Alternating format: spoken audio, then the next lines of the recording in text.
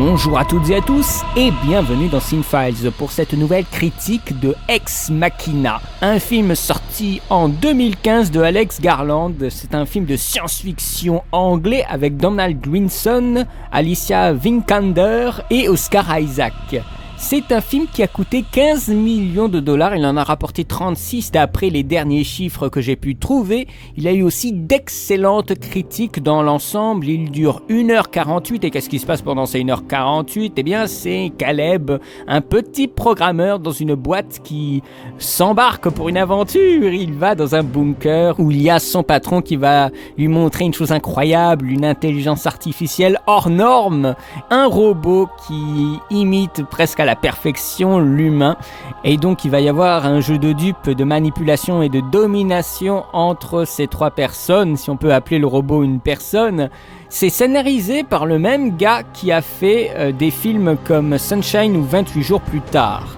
Donc Alex Garland est d'abord un scénariste et c'est une nouvelle utilisation de l'intelligence artificielle. Alors cette année on a eu beaucoup de films sur l'intelligence artificielle et sur les machines et les robots, Ultron, Terminator, Automata, Chappie et maintenant Ex Machina et peut-être de futurs films dans l'année, elle n'est pas terminée. Mais est-ce que ça renouvelle le genre seulement ? C'est très difficile de faire quelque chose de nouveau. Avec tout le passé de films de robots, on pourrait dire que c'est un film à jour sur les robots. Et surtout au niveau sexuel, mesdames et messieurs, parce qu'il y a du sexe dans ce film. C'est bien connu, les machines nous font peur. On voit les évolutions, notamment au Japon, des androïdes. Il y a beaucoup d'idées dans ce film qui sont influencées par l'ambiance nous environnant. C'est un film aussi sur le désir, et le refus de ce désir, et le rapport mécanique par rapport à ce désir.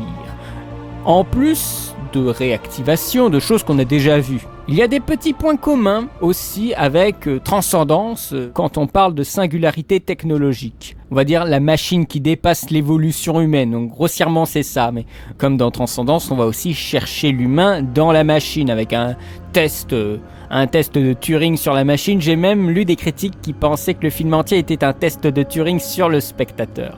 Ce qui était intéressant, c'est une piste comme ça que je laisse dans la critique pour m'en souvenir si j'ai besoin d'y revenir, mais c'est une chose intéressante aussi. Le test de Turing sur le spectateur. Vérifier que le spectateur est bien un humain et non pas une machine, puisque ce film joue sur les émotions et sur la manipulation d'émotions. De même que pour le spectateur. Donc il y a une mise en abîme qui s'installe dans le film par rapport à la manipulation et à la domination. Non seulement du personnage de Caleb, mais aussi du spectateur. Entre ceux qui vont y voir dans le robot clairement une machine et qui seront complètement coupés de la moindre émotion, et ceux qui vont être investis émotionnellement. C'est pour ça que le film est assez fort à ce niveau-là. C'est un film sur la manipulation et domination dans tous les sens du terme.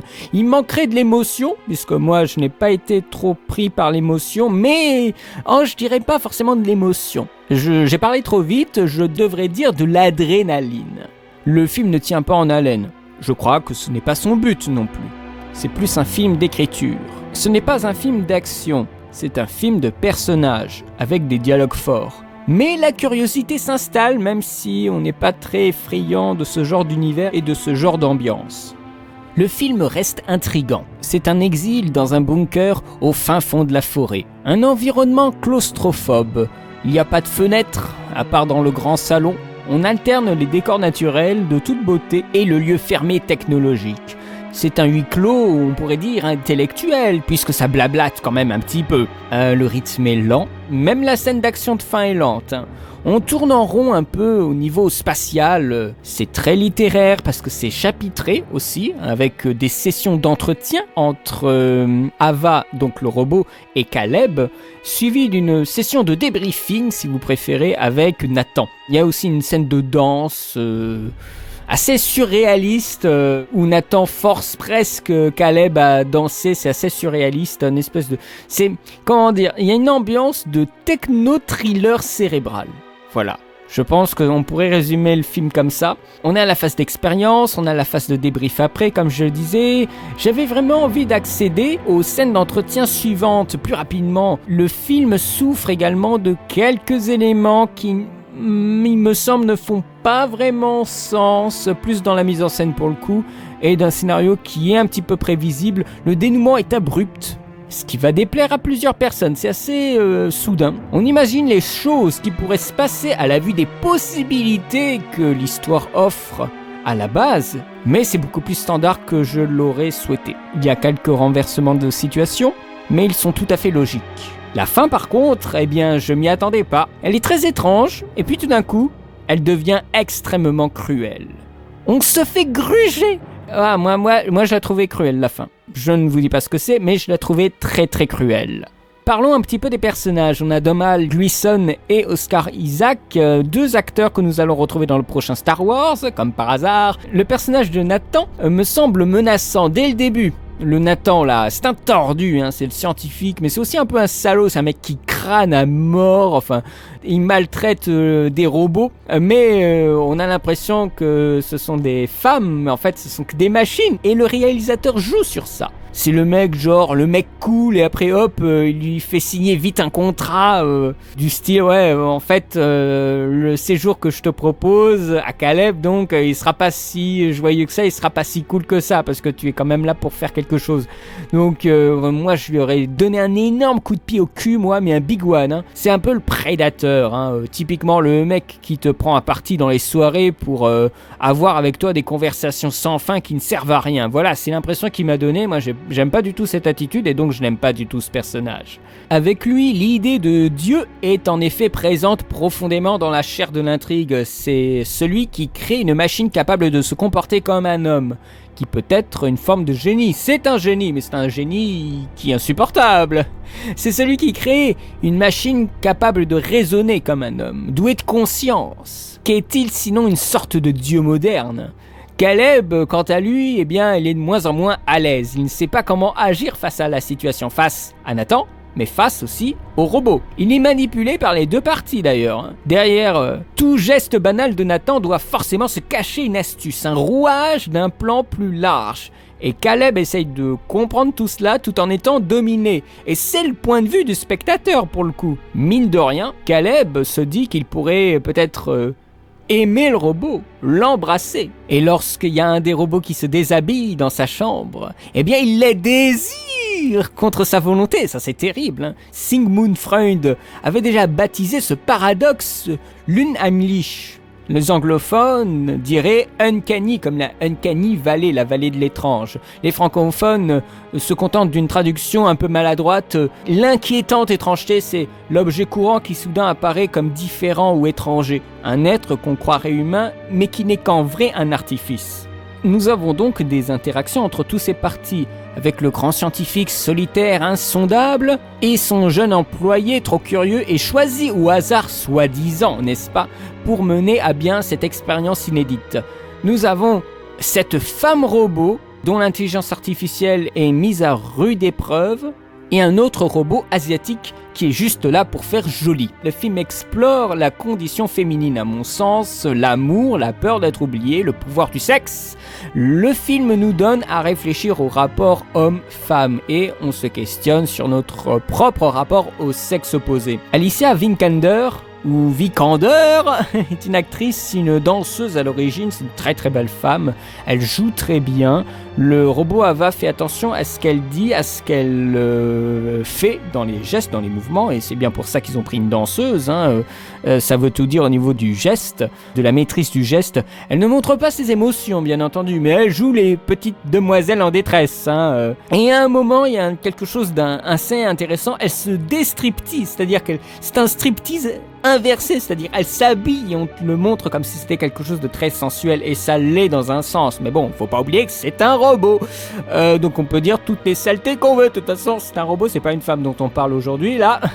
Il n'y a pas de femme dans le film, mis à part au début, mais quand il y a des employés qui viennent féliciter Caleb d'avoir gagné ce fameux prix, de pouvoir voir le patron. Alors curieusement, c'est là que je trouvais que la plupart des critiques étaient complètement injustes. On parle dans beaucoup de critiques de 3 personnages, mais on ne parle jamais de l'asiatique. Je trouve que c'est une énorme faute parce que même si elle ne parle pas, le robot asiatique est super important. Alors là, vous pouvez considérer comme un spoiler, mais on voit ça dans la bande-annonce. Le robot asiatique, c'est un objet sexuel. C'est un sexbot. c'est le sexisme dans la technologie. Faut pas pousser, mais il y a quand même le mec, il a quand même eu l'idée de faire des robots sexy et qui ne servent pas juste à être jolis, à faire le pot de fleurs. Le mec, il leur a créé un sexe aussi. Donc c'est très dégueulasse tout ça, c'est un petit peu malsain tout ça je trouve, avec le mec qui force presque Caleb à faire des choses avec elle. Alors ça va pas du tout. Je veux dire, il y a la scène là, j'ai dit que je spoilerais juste avant, donc vous avez été prévenus. Il force Caleb à danser avec elle, alors que lui il est tout gêné, il ne veut pas du tout.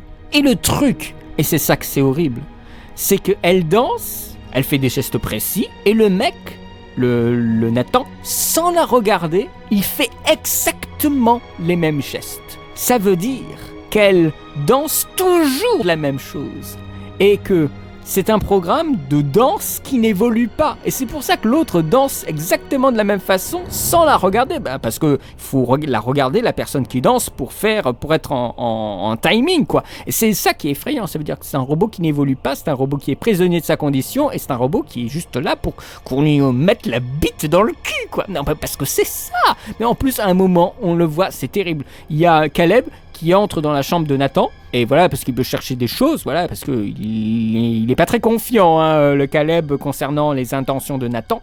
Et il entre dans la chambre, et t'as le robot asiatique nu, mais complètement nu, qui attend comme ça sur le lit, genre, c'est quand qu'il arrive le patron, quoi. Non, mais c'est horrible, c'est horrible. Alors ça, c'est... Mais bien sûr, là, vous dites, mais c'est un scandale de parler des femmes ou de les montrer de cette façon. Mais ce sont des robots, mais c'est ça, c'est précisément ce que je vous disais avec le test de Turing. Il y a ceux qui vont réagir humainement, et ceux qui vont être complètement froids et qui savent très bien et qui presque prendront parti pris pour Nathan. Donc moi je trouve ça complètement fascinant de poser le film de cette façon, et les masques au fur et à mesure commencent à tomber clairement, et on assiste alors une espèce de délectation. Alors là c'est presque le spectateur qui regarde trois petites souris dans un labyrinthe, avec ce jeu de dupes entre les trois personnages, se testant mutuellement pour établir un rapport de force continuellement inversé. Ça c'est complètement fascinant. Là c'est que de l'écriture, la mise en scène n'a rien à voir là-dedans, Là c'est que de l'écriture. Alex Garland cherche constamment à instiller le doute quant aux intentions de chacun. Le célèbre scientifique à tendance mégalo n'est-il pas le nouveau Frankenstein ? L'employé a-t-il vraiment été choisi au hasard ? Peut-on croire ce que dit l'intelligence artificielle ? Tout plein de questions qu'on voudrait voir davantage travailler dans le film, bien entendu. Le film a tellement de possibilités qu'il se restreint à certaines et n'en exploite pas d'autres. C'est un peu dommage, mais c'est comme ça. D'autre part, je devais aussi signaler quelque chose, on va aller peut-être un peu plus vers la réalisation, un marketing super intéressant. Alors, il y a une application qui s'appelle Tinder, je pense qu'il y a certaines personnes d'entre vous qui ont déjà utilisé ça. Moi, je n'ai pas la machine pour avoir des applications, donc j'ai un vieux portable tout pourri, mais bon, moi je veux pas m'amuser à aller sur ce genre de machin. Alors Tinder, si j'ai bien compris, on regarde des photos de femmes ou je sais pas quoi, ou d'hommes, et on choisit après les photos qui nous plaisent. Après on peut parler avec la personne et des trucs comme ça. Si je résume bien Tinder, je crois que c'est ce genre de machin. Et il y a les garçons qui ont matché une jolie femme de 25 ans, Ava. Un journaliste du site Adweek a fait part de son expérience et a relaté des conversations avec la jeune femme, et on peut voir Ava qui aime poser des questions à ses interlocuteurs. Elle demande au journaliste ce qui le rend humain, s'il a déjà été amoureux, ce qu'il trouve attirant chez elle et tout ça, et elle répond du tac au tac. Ses interrogations paraissent un peu mécaniques, voilà, et à la fin de l'échange, Ava signale donc au journaliste qu'il a passé son test et l'invite à se rendre sur l'Instagram Meet Ava. Et la vérité est alors dévoilée, Ava n'est qu'un robot, et tout ça est orchestré pour promouvoir le nouveau film de science-fiction Ex Machina. La jeune femme, l'actrice donc, Alicia, prête ses traits à la fausse utilisatrice de Tinder. Voilà, donc pour montrer des robots de plus en plus efficaces. Et voilà, ça c'est une vraie idée de marketing. Ça c'est formidable. Marketing intéressant pour un premier film de réal. C'est le premier film de Garland. Le réalisateur voulait faire un film, alors ça venait de sa décision, c'était pas parce qu'ils avaient pas d'argent, mais ça venait de sa décision de faire un film avec le plus petit budget possible pour des raisons créatives, pour avoir une liberté de création. Et pour son premier coup d'essai, c'est réussi. Il fonce pas tête baissée dans la facilité, il y va sobre, c'est réfléchi, pour mieux faire passer son discours avec un montage invisible, un montage qui ne se voit vraiment pas. Mais il ne s'agit pas de révolutionner le genre, c'est un peu pompeux et ce serait un peu pédant pour la première œuvre, mais il demeure pourtant assez intéressant avec le rapport entre les personnages qui passe par la mise en scène, bien sûr, dans les champs contre champs, plongée contre plongée. C'est très classique, il y a un jeu de miroir assez formidable, il y a beaucoup d'effets de miroir, de transparence à l'image. C'est le reflet de l'âme, ça montre aussi l'égalité. C'est un film ambiance, dans un environnement super clean, super léché. Le réalisateur soigne son premier film, la mise en scène est très claire. Après, on peut toujours dire ça va pas assez loin, comme on l'entend souvent. Les effets spéciaux sont très bien. Il semble réel, on se dit jamais ah tiens le robot c'est pas logique, non ça marche très très bien, les robots sont très très bien faits avec justement des transparences pour certaines matières, c'est vraiment bien fait. Ils ont bien sûr demandé à la société Double Négative de s'occuper des effets spéciaux et cette compagnie c'est pas une petite compagnie, ils disent ah on n'a pas de budget, mais ils ont quand même eu Double Négative qui les ont soutenus parce que c'est en gros la compagnie qui s'est occupée d'effets spéciaux comme par exemple, Transcendance, maintenant que je vois ça, oui, exactement, Transcendance, Interstellar, Exodus, Avengers, l'ère d'Ultron, Mission Impossible 5, enfin voilà, Au cœur de l'océan qui arrivera bientôt aussi en fin d'année, donc c'est quand même du lourd. Bien sûr, ils ont travaillé le design des robots. Ce sont encore d'autres robots que ceux qu'on a déjà vus, avec des surfaces en peau humaine qu'on peut coller dessus, c'est assez amusant. Les robots ont une très belle structure, très élégante, plausible aussi je pense. On voit ces mécaniques intérieures, toujours visibles pour le spectateur pour lui rappeler que c'est un robot, mais on peut pas s'empêcher, en regardant le visage, de se dire c'est une humaine. Alors ça pose des problèmes. Enfin, ça pose pas des problèmes, mais au niveau de l'identification, c'est super intéressant parce qu'il y en a qui vont s'identifier alors que c'est de la putain de ferraille, quoi. Voilà, moi je trouve ça amusant. Le film est rated R, je tiens à vous le dire, comme ça, pour le langage, bien entendu, pour quelques mouvements violents, il y a quelques mouvements violents quand même, physiquement violents, je veux dire, et bien sûr pour les références sexuelles. Et il y a de la nudité. Moi je me rappelle de ce plan avec l'asiatique allongé sur le lit, mais c'est formidable, il est formidable ce plan. Alors en conclusion, je n'ai pas eu beaucoup de choses à dire sur le film, au final j'ai l'impression d'avoir rien dit. Mais voilà, il y a beaucoup de choses, beaucoup de textes sur le film. Ça causait fort chez les Anglais et les Américains, sachez-le. J'espère que cette critique vous aura plu tout de même, même si je n'ai pas tout dit bien sûr. Je ne suis pas entré dans des trucs de réflexion parce que je trouve que ce n'est pas le but d'une critique. Je basculerai sur de l'analyse interprétative pure, je n'ai pas envie de faire ça concernant Ex Machina. Je crois d'ailleurs que ce n'est pas le but d'une critique. Le but d'une critique, c'est de vous donner à vous envie d'aller voir le film ou non. Alors je ne vais pas m'amuser à commencer à faire des recherches pour savoir qu'est-ce qui se passe dans ce film. C'est pas le but de la critique. Je peux l'esquisser, bien entendu, mais ce n'est vraiment pas le but. En tout cas, ce n'est pas mon but. S'il y a d'autres critiques qui font de l'interprétation, tant mieux pour eux, mais moi je sais que j'ai de l'analyse pour faire ce genre de choses, je vais pas commencer à empiéter le terrain sur la critique, même si je sais pas du tout si j'ai envie de revenir sur ce film en analyse. Pour ma part, je lui mettrais un 13 sur 20, si je devais le noter, j'aurais pas envie de revoir le film en fait, à part certains petits passages. Mais moi c'est plus du film intellect, je prendrai pas de plaisir à le revoir, c'est-à-dire que c'est un film qui fonctionne beaucoup sur son scénario. La mise en scène est effacée, mais ça reste un film de science-fiction recommandable, bien sûr, mais je suis un peu déçu. Mais en même temps, j'ai pas trop été dedans. J'avais l'impression de manquer d'éléments pour comprendre le film. Et c'est en cela que je trouve que la critique que je viens de vous faire est très incomplète. J'ai lu pas mal de choses, plus je rentrais dans les critiques et tout ça, et les podcasts, et moins j'en voyais le bout. Alors donc je me suis dit, stop, faut arrêter de faire des recherches. Si vous voulez peut-être creuser un peu plus le sujet, je vous conseille le podcast 24 FPS. Ils ont fait un podcast sur Ex Machina, il dure 2h30, ils reviennent sur tout le film et tout ça. J'ai dormi devant.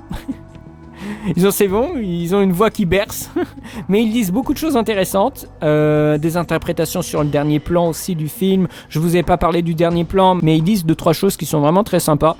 Donc voilà, j'espère que cette critique vous aura plu, j'espère que cette vidéo vous aura intéressé, qu'elle vous donnera envie de regarder Ex Machina. Si vous l'avez vu, n'hésitez pas à me dire ce que vous en avez pensé, si vous avez trouvé que ça blablatait trop, ou vous êtes enchanté d'avoir eu l'occasion de voir ce film, peut-être en salle. Si vous avez vu en salle, n'hésitez pas à le dire aussi, parce que je pense que ça peut être très sympa en salle. Quant à moi, eh bien, je vous remercie de me suivre, ça fait toujours très plaisir, je continue toutes ces vidéos robotiques, voilà, je vous souhaite une bonne journée, une très bonne semaine robot, et je vous dis à très bientôt, à demain pour une nouvelle vidéo. Allez, salut!